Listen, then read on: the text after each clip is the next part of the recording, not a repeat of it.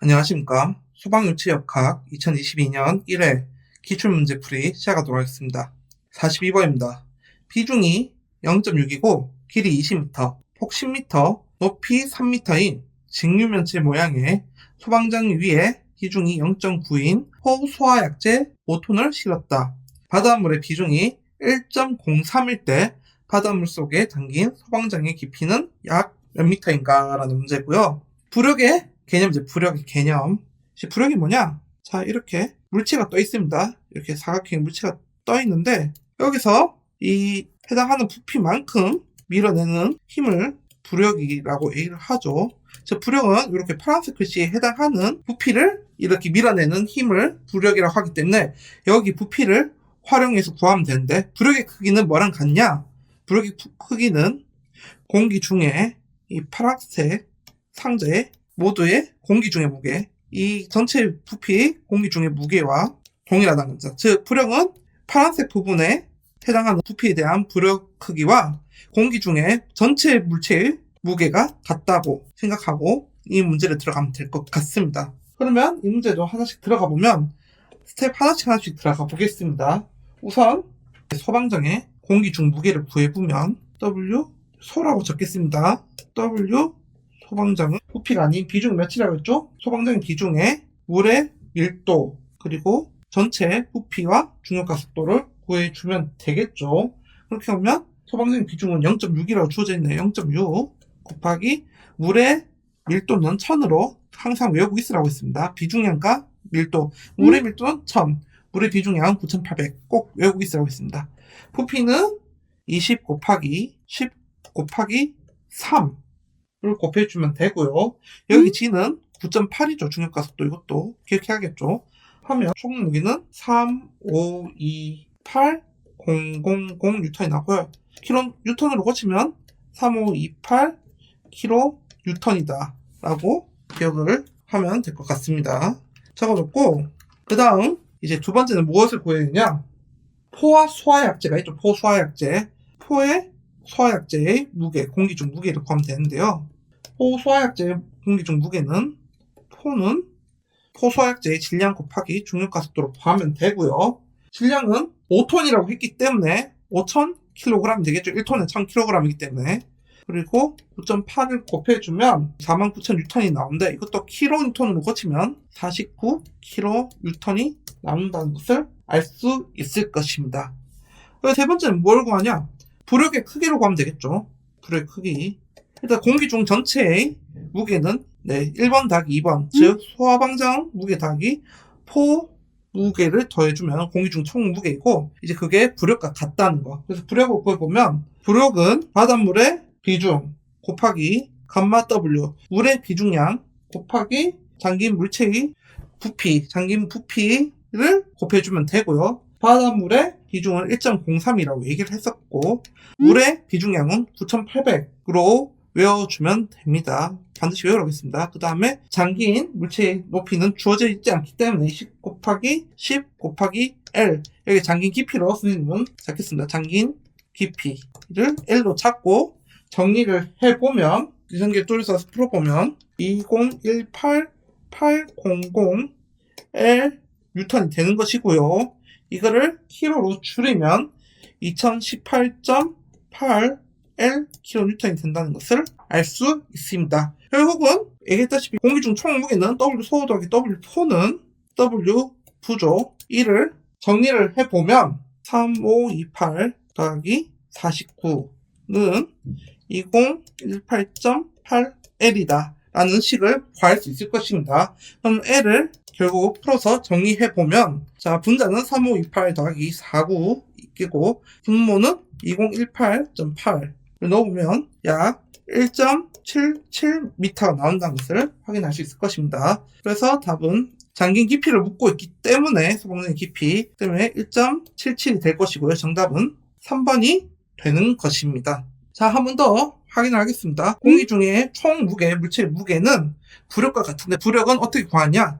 잠긴 부피를 활용해서 부력을 구한다는 거 반드시 인지하고 넘어갈 수 있도록 합니다.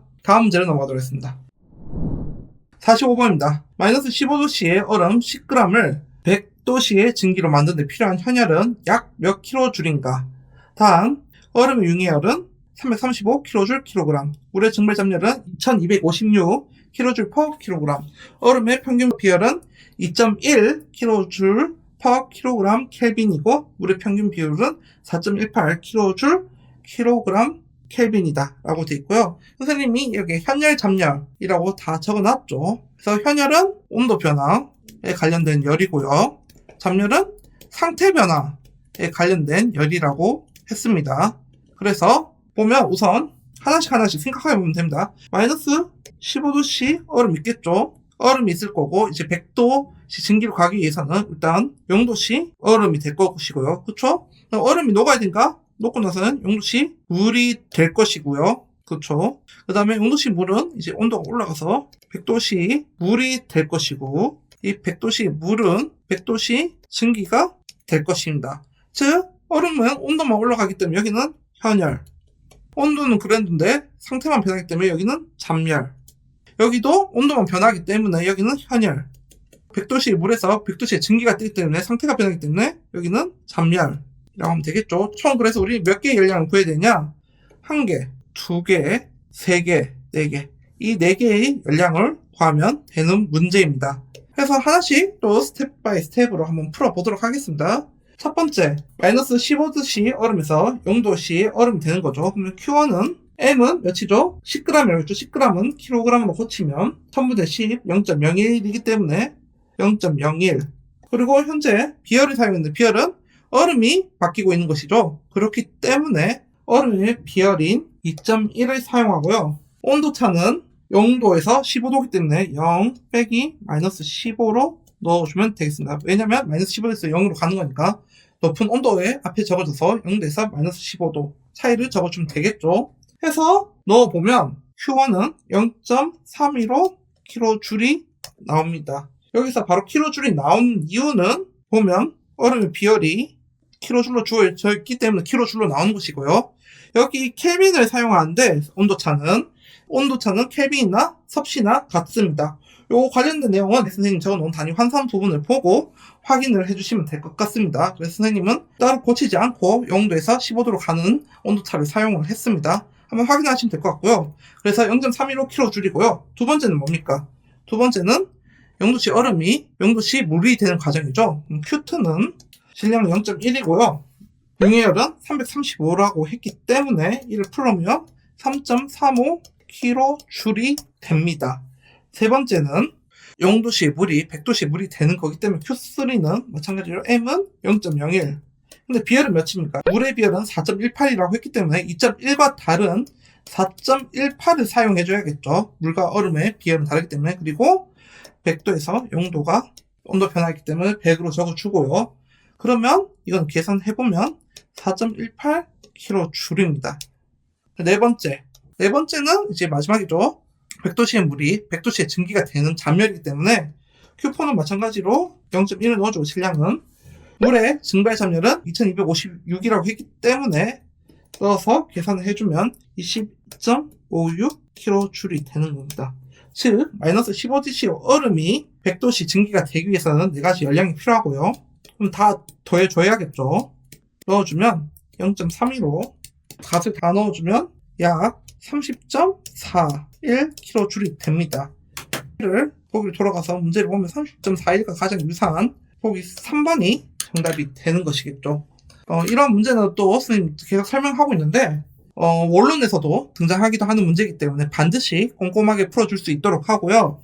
특히 몇몇 문제 같은 경우에는 융해열과 증발 잠열, 얼음의 비열과 물의 비열, 요거는 생략되기도 합니다. 생략되기도 하기 때문에 요 구체적인 값은 조금 기억해 주시면 좋을 것 같습니다. 물의 비율은 4.18 말고 4.2로 기억해도 된다는 거 기억해 주시고 다음 문제로 넘어가도록 하겠습니다.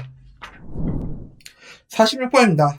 포화액 증기 혼합물 300g이 100kPa의 일정 압력에서 기하가 일어나서 건도가 10%에서 30%로 높아진다면 혼합물의 최적 증가량은 약 몇 세제곱미터인가? 단 100kPa에서 포화액과 포화증기액의 비체적은 각각 0.00104 m 3승 per kg과 1.694 m 3승 per kg이다 라고 되어 있고요. 혼합물의 비체적, 혼합물의 체적 증가량을 묻고 있는데 혼합물에 이렇게 비체적 공식을 사용하면 기억하기 쉬울 것이고요. 이거와 비슷한 식이 또 있습니다. 나오는 혼합물의 엔탈피라는 문제가 있습니다. 그래서 이것도 같은 형식이거든요. H는 X, HG 더하기 1 빼기 X, HF.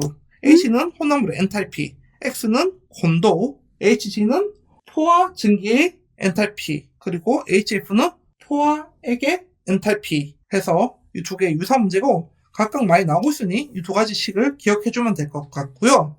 문제로 돌아와서 10%에서 이제 30%로 됐을 때 혼합물의 체적 증가량을 묻고 있죠. 그러면 10%일 때를 첫 번째로 구하고 두 번째는 30%일 때의 체적을 구해서 두 개를 빼주면 정답이 나오겠죠. 계산에 들어가 보겠습니다. 온도 10%로 이때 비체적은 온도가 10%로 하기 때문에 0.1로 넣어주고요.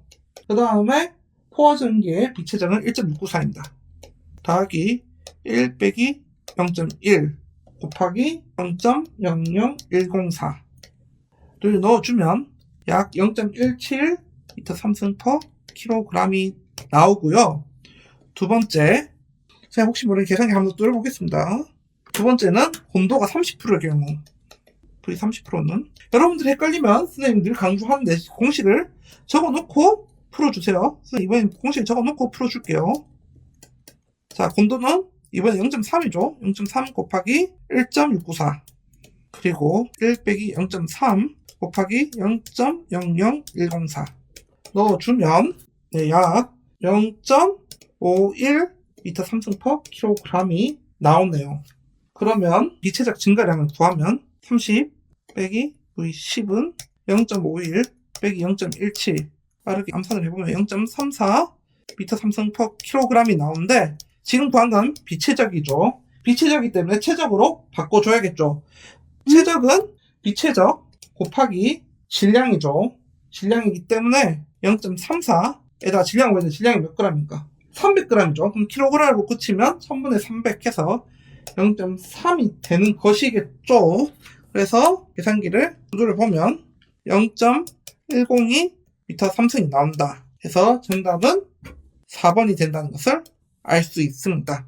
선생님 풀이 같은 경우에 사실 온도 10% 구해서 비체적을 구하고 여기서 바로 여러분들 V10을 구했죠. 여기서 곱하기 M을 해서 V10을 구했었고 마찬가지로 비체적 30% 구해서 바로 30%일 때의 체적을 구해서 30%일 때의 체적과 10%일 때의 체적을 빼줘서 풀이를 적었는데 정답은 없습니다. 여러분들이 먼저 비체적을 다 구하고 질량만 곱해서 이렇게 선생님 푼 방식대로 부피를 구할 수도 있고요. 각각의 부피를 먼저 구해서 부피들 체적을 빼주고 해서 체적 증가량을 구할 수도 있습니다. 책에 있는 풀이와 선생님 풀어준 풀이 모두 확인해 보면서 편하신 방법대로 풀어주면 될 것 같습니다. 우선 정답은 4번인 거 확인하고 다음 문제로 넘어가도록 하겠습니다. 51번입니다. 관내에 흐르는 유체의 흐름을 구분하는 데 사용되는 레이노즈 수의 물리적인 의미는 라는 문제고요. 레이노즈 수는 외워주면 됩니다. 점성력분의 관성력입니다. 이거는 뭐 단순 암기기 때문에 사실은 어려울 게 없고요. 반드시 외워야 됩니다. 가끔은 이제 뒤집어서 나오기도 하는데 선생님 같은 경우는 관성력이 기억이죠. 그래서 기억이 지급보다 위다 해서 이렇게 기억을 하고 외웠습니다. 기억, 지급, 관성력과 점성력 이라고 외워주면 될 것 같고요. 레이놀즈 수 뭐 많이들 설명을 들었겠지만 한 번 더 설명을 하자면 이제 유체의 흐름을 판명하는 데 쓰는 수죠. 그래서 측류와 크게 난류가 있고요. 보통 기준은 2100에서 아래이면 측류, 위면 그냥 난류라고 기억하면 여러분들이 편할 거라고 했습니다. 물론 문제에서 2200이라고 주어지기도 하고요. 2000이라고 주어지기도 합니다. 이 기준은 주어져 있으면 이 기준에 따라 가면 되는데 모르겠다 하면 2100 또는 2000이라고 외워도 됩니다. 2000 미치면 측류, 2000 위면 난류 이렇게 해서 외워줘도 될 것 같습니다. 그래서 레이놀즈 수의 의미적인 의미는 일단 기억, 지급, 점성력분의 관성력이라고 기억해주면 될 것 같습니다. 정답은 2번이고요. 다음 문제로 넘어가도록 하겠습니다. 60번입니다. 표면온도 15도씨, 방사율 0.85인 40cm, 50cm 직사각형 나무판의 한쪽 면으로부터 방사되는 복사율은 약 몇 와트인가? 단 스테판 볼츠만 상수는 5.67 곱하기 12-8승 와트 퍼 미터 제곱 켈빈 4승이다 라고 나와 있고요. 복사 나오면 스테판 볼츠만의 법칙이 무조건 첫 번째로 나와야 되고요. 그렇죠? 스테판 볼츠만의 법칙 나와야 되고, 소방 원래도 많이 다뤘었습니다. 나와야 되고, 두 번째는 스테판 볼츠만의 법칙은 절대 온도의 4승이다 이라는 것을 반드시 기억하라고 했었습니다. 그러면 식을 그대로 넣고 풀어보면 값이 다 주어져 있죠. 첫 번째 입실로는 방사율을 0.85를 곱해주면 되고요. 시그마는 스테판 볼츠만 상수기 때문에 주어졌죠. 5.67 곱하기 11-8승. 더불어 넓이는 40cm, 50cm니까 미터로 환산하면 40cm는 0.4m, 50cm는 0.5m죠. 그래서 0.4 곱하기 0.5로 하면 되고, 온도는 15도씨라고 주어져 있지만 스테판 볼츠만은 절대 온도를 사용한다고 했기 때문에 15 더하기 273을 더해서 4승을 해줘야 됩니다. 해서 풀어보면 약 66.31이 나오네요. 66.31 와트가 나오고요. 가장 유산소자인 보기 2번이 정답이겠네요. 그래서 스테판 볼츠만의 법칙 반드시 기억해 주시고요. 스테판 볼츠만의 법칙은 절대 온도입니다. 절대 온도의 4승에 비례한다는 것을 반드시 기억할 수 있도록 합니다. 이상 소방유체역학 2022년 1회 기출문제풀이 마무리하도록 하겠습니다. 감사합니다.